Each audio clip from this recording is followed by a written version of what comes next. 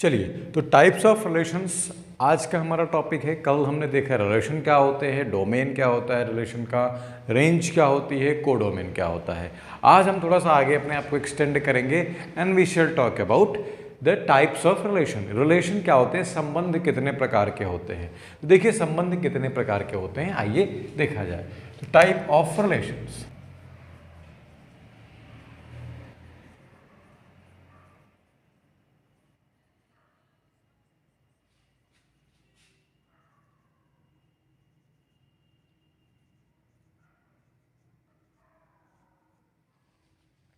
सबसे पहला जो टाइप हम देखेंगे वो है void relation,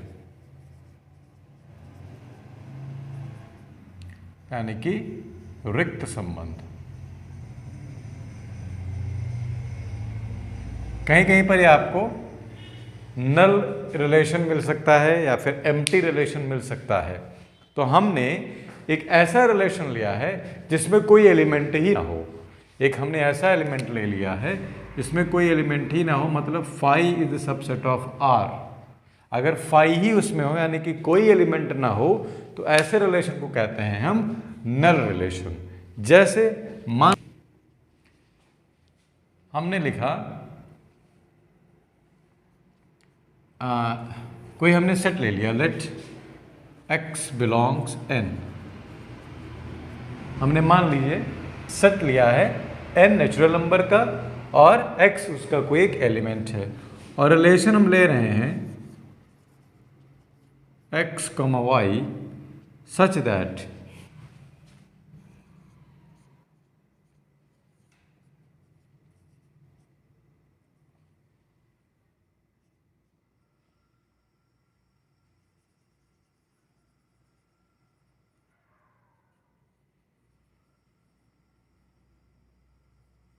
is a negative integer. x belongs to n और x, y इस तरीके से हम ले रहे हैं। यहाँ पर आप y भी लिख सकते हैं अगर आप चाहें तो।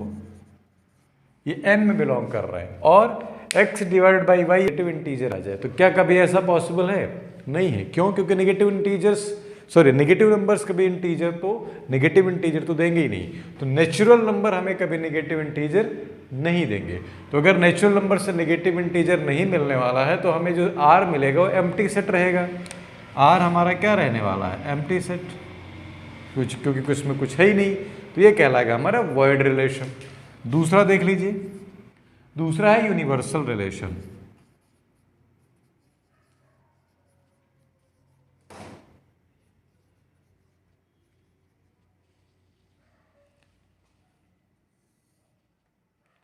यूनिवर्सल रिलेशन क्या होता है? देखिए मान लीजिए कोई नॉन एम्प्टी सेट है ए क्रॉस ए आपने, यानी कि कार्डिनल प्रोडक्ट आपने ए का ए से निकाल लिया, और अगर आर इस पूरे के बराबर हो जाए तो हमको क्या मिलने वाला है? हमको मिलेगा एक सेट जो कि रिलेशंस का सेट होगा, और ये आएगा यूनिवर्सल रिलेशन। क्यों? क्योंकि इसमें सारे के सारे एलिमेंट्स आएंगे। फॉर एग्जाम्पल अगर मैं ले लेता हूं लेट ए बराबर 1 2 3, तो a क्रॉस ए बनेगा 1, 1, 1, 2, 1, 3, 2, 1, 2, 2, 2, 3, 3, 1, 3, 2, 3, 3। अगर मैं इन सारे एलिमेंट्स को R में कंसिडर करूंगा तो ये क्या बन जाएगा? Universal relation. चलिए तीसरा देखते हैं। तीसरा है हमारा आइडेंटिटी रिलेशन।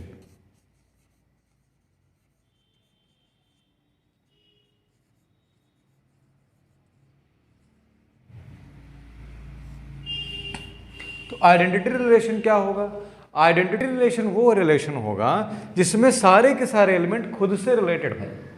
जैसे अगर कोई ए आर का एलिमेंट है तो ए का रिलेशन आर से होना कंपलसरी है,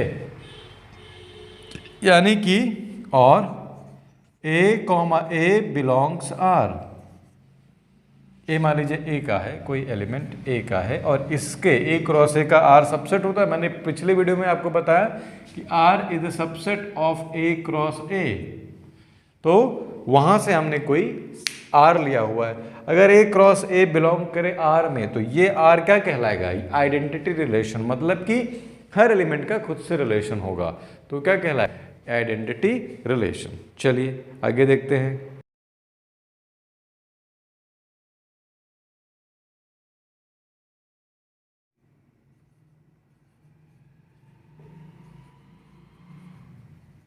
ये हमारा आइडेंटिटी रिलेशन हो गया। आइए देखते हैं आगे।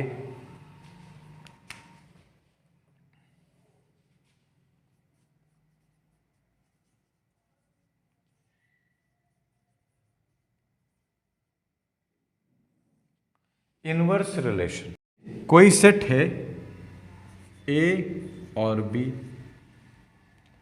ये इन पर आर कोई रिलेशन है,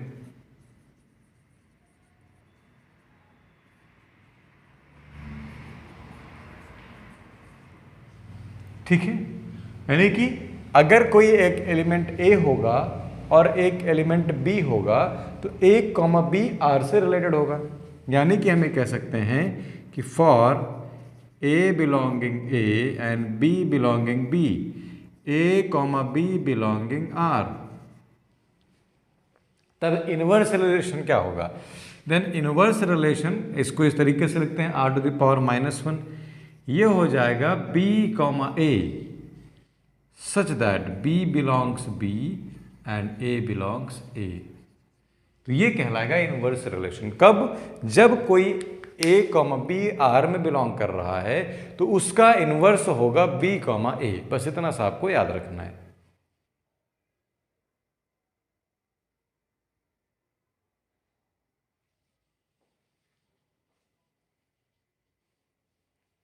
अब सबसे इंपॉर्टेंट टाइप ऑफ रिलेशंस में आपको बताने चल रहा हूँ। एक स्क्रीनशॉट आप ले सकते हैं, आई होप आपने ले लिया होगा। चलिए अगला देख लेते हैं हम। अगला कहते हैं हमारे पास कि symmetric, reflexive and transitive type के रिलेशन किसे कहते हैं। तो आइए देख लेते हैं। सबसे पहला हम देखने जा रहे हैं रिफ्लेक्सिव।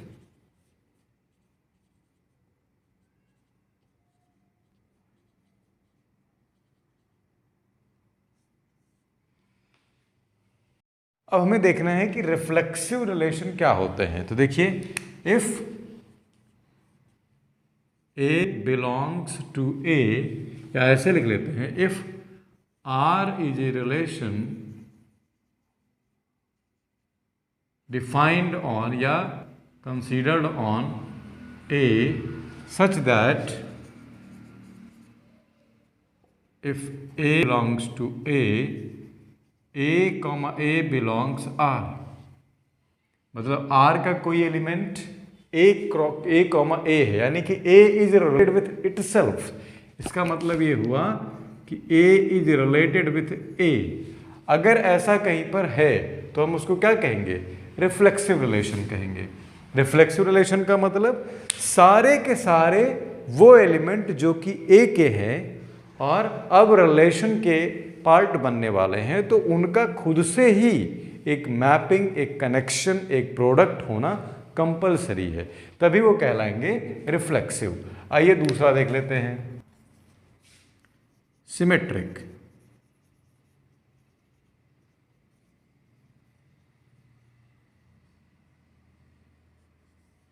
सिमेट्रिक रिलेशन क्या होता है? देखिए, A comma B belongs A,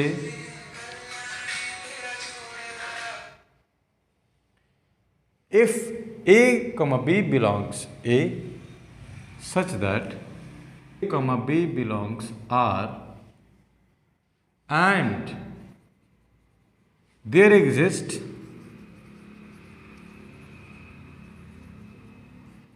B comma A also belonging, यानी अगर ए कॉमा बी आर में है और बी कॉमा ए और भी आर में है, तो हम क्या कह सकते हैं? R is called symmetric.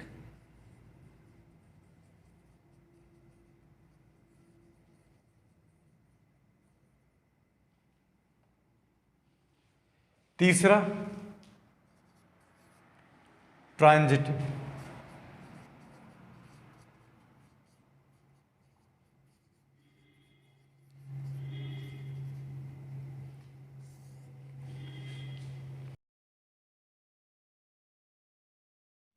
Transitive relation किसे कहते हैं? देखिए, a b c belongs to A. अगर if a comma b belongs R and b comma c belongs R and if A comma C also belongs to R, अगर A और C भी R में belong करें तो this implies R is transitive relation।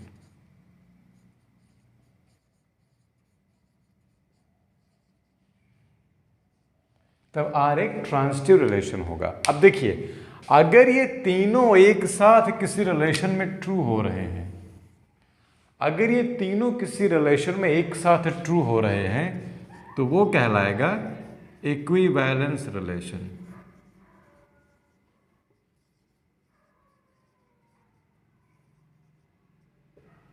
क्या कहलाएगा? Equivalence relation. कब? जबकि कोई रिलेशन हमारा रिफ्लेक्सिव हो, सिमेट्रिक हो और ट्रांजिटिव हो। If these three are true together then we will have a relation which is called equivalence relation. चलिए, अब मैं कुछ एग्जांपल्स लेता हूं and then I shall be explaining. Take a screenshot. NCERT का क्वेश्चन है, show the R in the set R of real numbers defined by R equal to A comma B such that A is less than B square is neither reflexive nor symmetric nor transitive। आइए देखते हैं। Given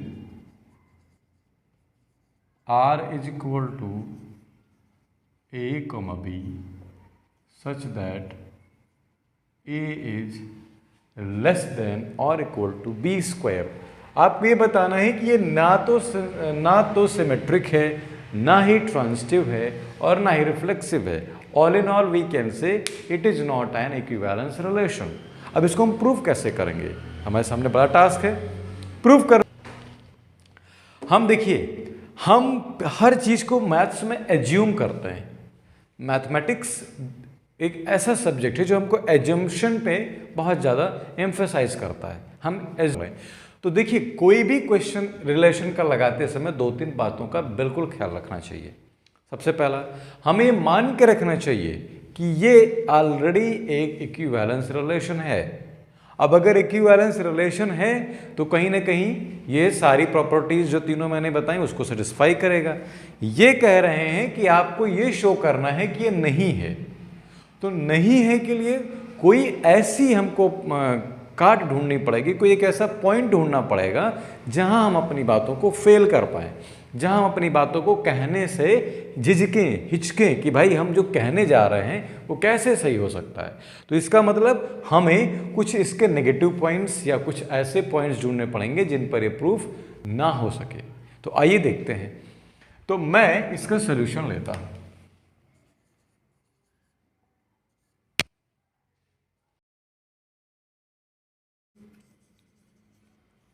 one comma one belonging R। Why? Because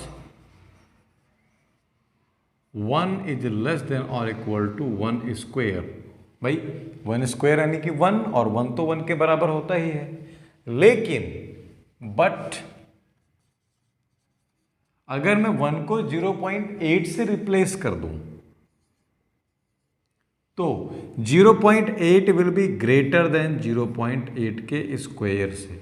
क्यों? क्योंकि ये मिलेगा 0.64 और ये मिलेगा 0.8। तो इसका मतलब क्या हुआ कि R रिफ्लेक्सिव नहीं है। तो this implies R is not reflexive. ये बात समझ में आई? चलिए दूसरा देख लेते हैं फर्दर या अगेन।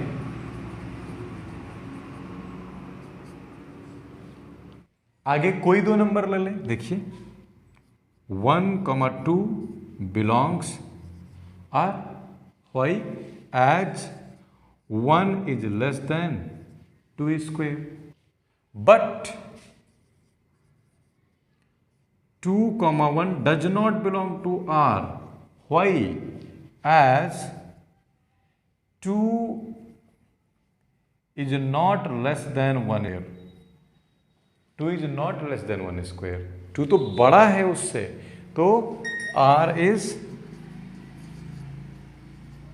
not symmetric. तीसरा,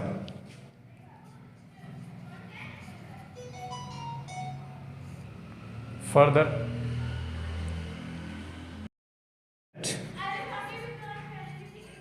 3, 2, 1.5 belongs to A, या ऐसे कर लें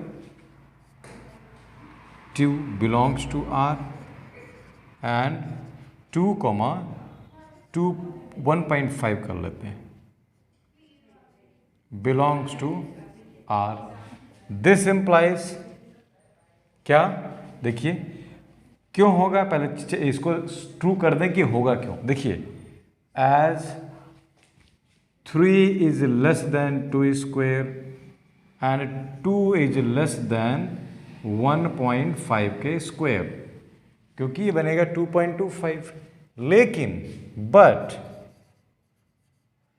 3 इज नॉट लेस देन 1.5 का स्क्वेयर, ये छोटा नहीं है इससे, ये इससे बड़ा है, तो दिस इंप्लाइज R इज, यहां से आप ये लिख सकते हो दिस इंप्लाइज 3, 1.5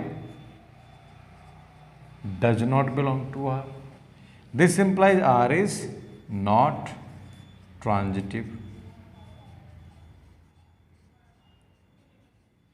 तो आई होप की चीज़ें आपको क्लियर हुई कि ये कैसे सिमेट्रिक नहीं, रिफ्लेक्सिव नहीं है, कैसे सिमेट्रिक नहीं है और कैसे ट्रांजिटिव नहीं है। तो this is a question you can take a screenshot. मुझे कुछ बच्चों का मैसेज आया या वो भी मुझे पर्सनली मिले और वो बता रहे थे कि उनको कुछ इश्यूज थे कुछ सब्जेक्ट को ले करके सब्जेक्ट टीचर्स से, तो उन्होंने they try to reach to their principal in order to get their solution.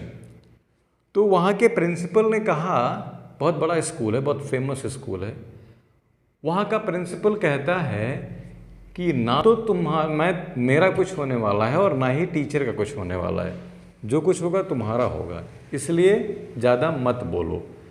तो जब ये बात उसने मुझसे बताई उस बच्चे ने, तो मुझे इतना बुरा लगा कि ये बताओ आप एक स्कूल के प्रिंसिपल हो, अगर किसी बच्चे को कुछ नहीं समझ में आ रहा है तो this is your responsibility to clarify the doubts between the teacher and the students. On what basis you have employed them.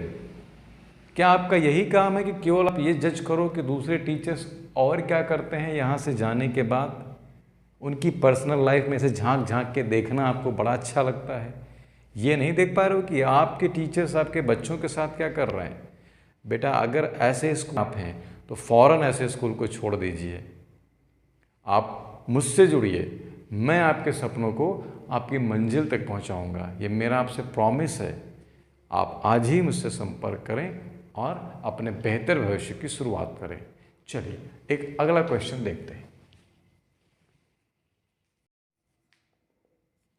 Question कहता है, show that the relation are defined in a set A of all triangles says R equal to T1, T2 such that T1 is similar to T2 is equivalence relation। बड़ा गजब का सवाल है, आइए देखते हैं। कह रहे हैं show that the relation defined as R is equal to T1, T2 such that T1 is similar to T2 is an equivalence relation, is an equivalence relation, ये हमको प्रूव करना है। क्या गजब की बात बोल रहे हैं। आगे देखते हैं इसको लगाया कैसे जाए। देखिए, सबसे पहला काम हमें तो दिखाना होगा क्या कि आर रिफ्लेक्सिव है। इक्विवेलेंस का मतलब reflexive, symmetric, transitive, all the three things we have to show. चलिए देखते हैं। गिवन आर बराबर T1, T2 such that T1 is similar to T2। आइए पहला चेक करते हैं। लिखेंगे सिंस एवरी ट्राइंगल, T2 एक ट्राइंगल है, ध्यान रखिएगा। Since every triangle is similar to itself,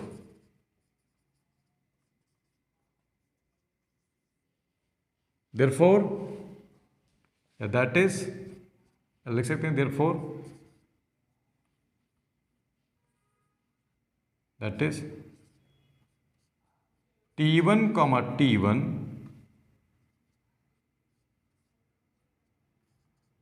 belongs to R. This implies R is reflexive.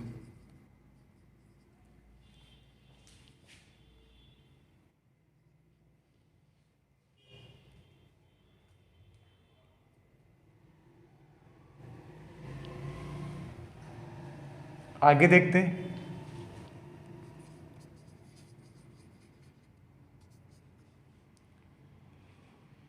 Since T1 is similar to T2 implies T2 is similar to T1, that is if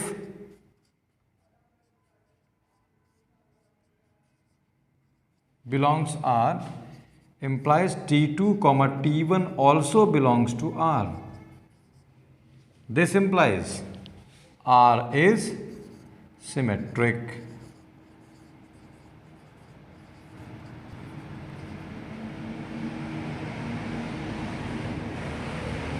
तीसरा,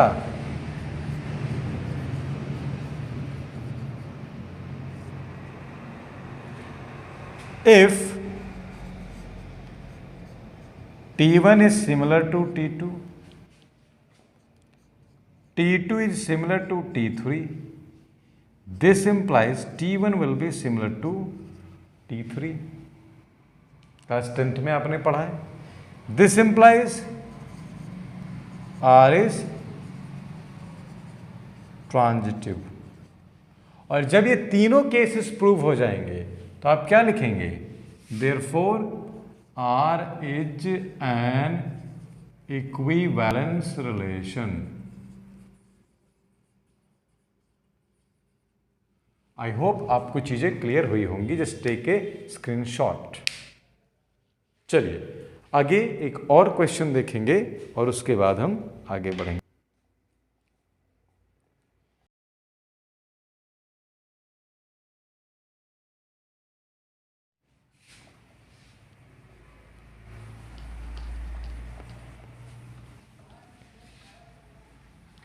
मेरा दावा है कि इस class को देखने relation से संबंधित कोई भी क्वेश्चन आपका गलत नहीं होगा, क्योंकि इसके बाद सीधे हम फंक्शन पर चलेंगे।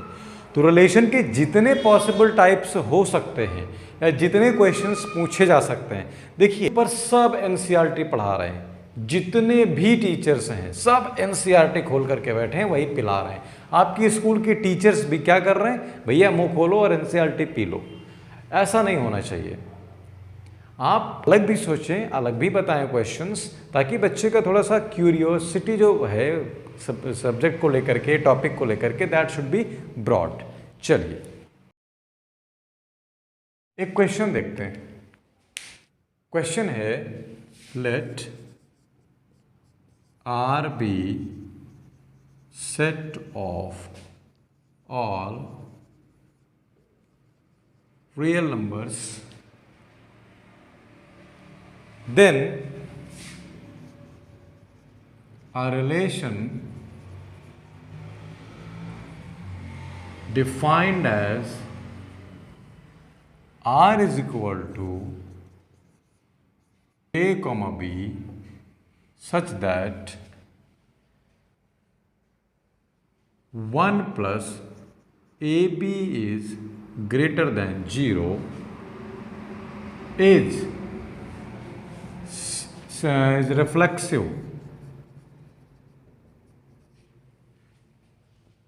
reflexive, symmetric, but not transitive.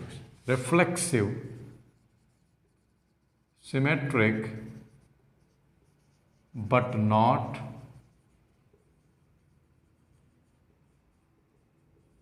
Transitive. इसको कैसे लगाएंगे आइए देखते हैं।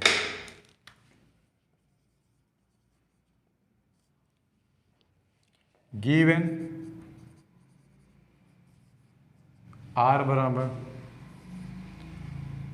A comma B such that 1 plus AB is greater than 0।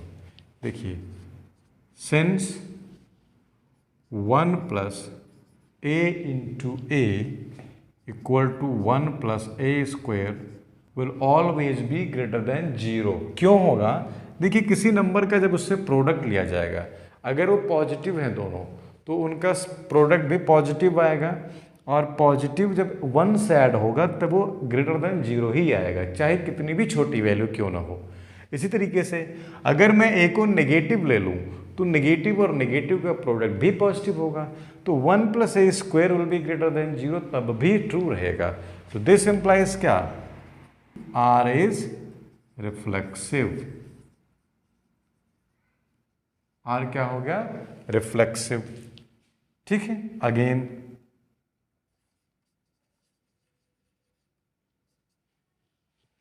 One plus a b greater than 0, this implies 1 plus BA is also greater than 0। क्यों? क्योंकि मल्टीप्लिकेशन कम्यूटेटिव होता है, और चाहे रियल नंबर्स के कोई भी पार्ट के हों, इंटीजर्स हों, होल नंबर्स हों, नेचुरल नंबर्स हों, रेशनल नंबर्स हों, इरेशनल्स हों, कोई भी हों, अगर इनका प्रोडक्ट A इंटू बी जो भी आ रहा है वो ग्रेटर देन 0 है, तो BA का 1 से भी हमें जो नंबर मिलने वाला है that will be greater than 0। This implies R is क्या है? सिमेट्रिक।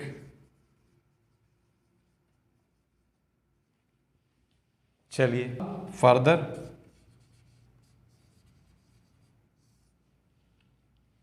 कह रहे हैं 1 plus AB is greater than 0, 1 plus BC is greater than 0, does not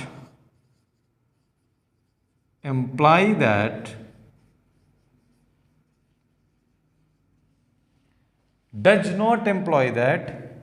1 plus AC will be greater than 0 necessarily।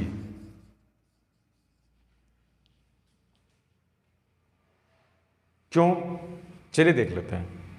अगर हमने लिया 3 और 4 ना, हमने ले लिया A बराबर 3 ले लिया, B बराबर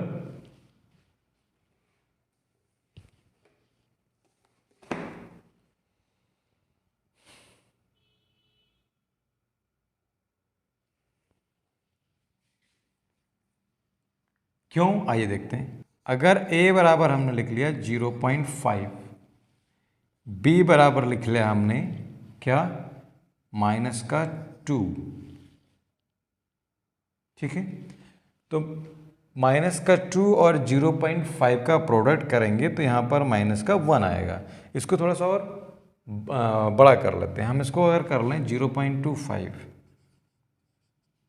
0.25 का जब हम 2 से प्रोडक्ट करेंगे तो हमको मिलेगा -5, -0.5। तो 1 से जब हम घटाएंगे तो हमको मिल जाएगा 0.5, इसका मतलब ग्रेटर देन 0 2 रहेगा। और अगर हम c बराबर क्या ले लें, देखिए हमारे पास ये माइनस नंबर है, तो हमें यहाँ पर ऑब्वियसली c को भी कोई ना कोई नेगेटिव लेना पड़ेगा। देखिए c को अगर हम लेते हैं -4, c को हमने ले लिया -4, तो देखिए ये 1 + ab > 0 ट्रू है, 1 + bc > 0 ट्रू है, लेकिन 1 + ac क्या मिलेगा, देखिए AC बराबर हमको मिलेगा 0.25 इंटू -4 और दैट विल बी -1। तो 1 + AC is equal to 1 - 1 which is equal to 0, और जो कि ग्रेटर देन 0 होगा ही नहीं कभी। क्या कभी 0 0 से बड़ा हुआ है? तो इसका मतलब कि ये ट्रांजिटिव नहीं होगा। तो रिलेशन में ये रिफ्लेक्सिव है, ये सिमेट्रिक है, but it fails to be a transitive. तो इस तरीके से आपने रिलेशन और इसके टाइप्स के बारे में जाना, कैसे किसी क्वेश्चन को प्रूव करते हैं ये भी आपने जाना, और एनसीईआरटी के साथ साथ मैंने और हायर लेवल के भी क्वेश्चंस आपको बताए which are very helpful and beneficial for you. तो आपको ये सारे क्वेश्चंस आने चाहिए और आप इनकी प्रैक्टिस करिए। आपके मन में अगर कोई क्वेश्चंस हैं या आपको कोई क्वेश्चन डाउट है, कोई टॉपिक लेकर के आपको क्लैरिफिकेशन चाहिए, you can ask to me. तो आज का वीडियो मैं यहीं वाइंड अप करता हूँ। अगले वीडियो में और एक आध क्वेश्चंस जो आपके होंगे उनको लेकर के मैं फंक्शंस की बात करूँगा, जो कि अगेन एक बहुत ही इंटरेस्टिंग टॉपिक है और अलजेब्रिक पॉइंट ऑफ व्यू से तो बहुत ही इंपॉर्टेंट है। तो चलिए तब तक का आप वेट कीजिए। Take care, thank you so much.